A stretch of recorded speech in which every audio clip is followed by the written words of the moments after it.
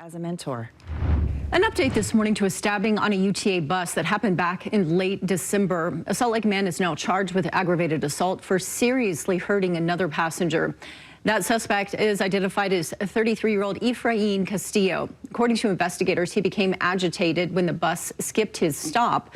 The victim allegedly informed him about construction that prevented the bus from making its usual stops.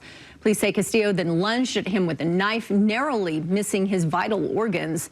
The two had never met before. Police protesters have been killed. Iranian community members and local support groups right here in Utah came together on the steps of the Capitol building to protest that regime and support the protesters in their home country. We talked to this regime, Islamic Republic regime, for over 40 years.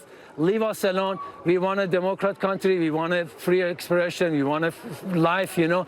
They didn't listen. Now we just have to fight.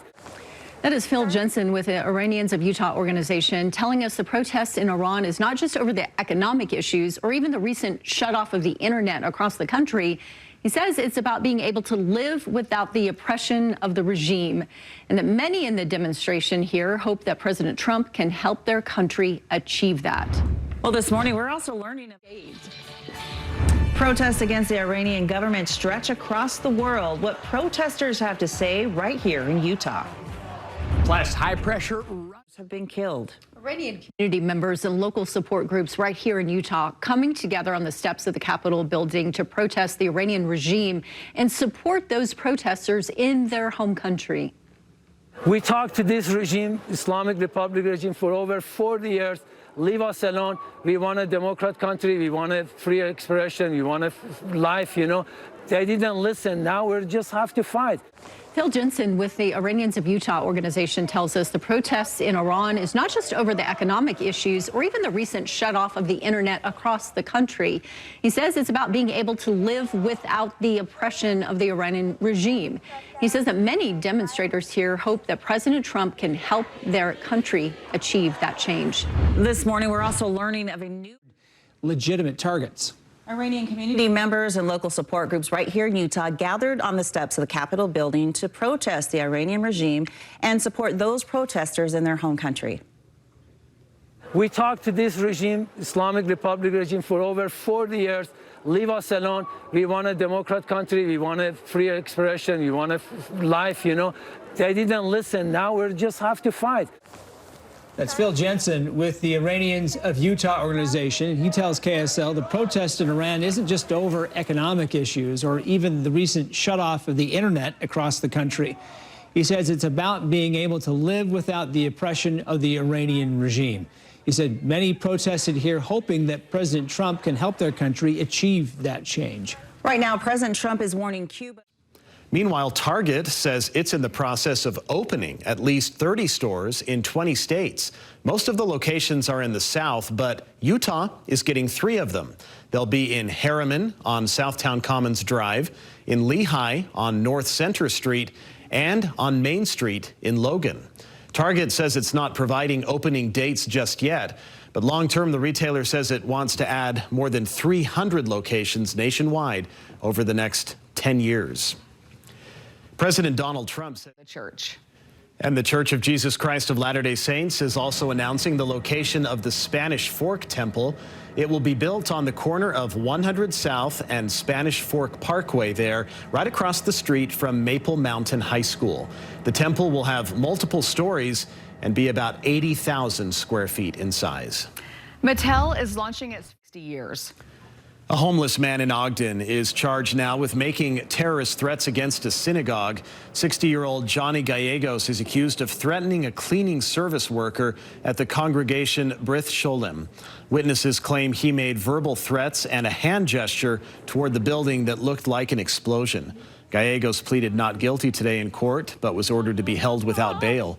In a separate incident, Skylar Rose from Ogden has pleaded not guilty to 15 charges of allegedly threatening synagogues.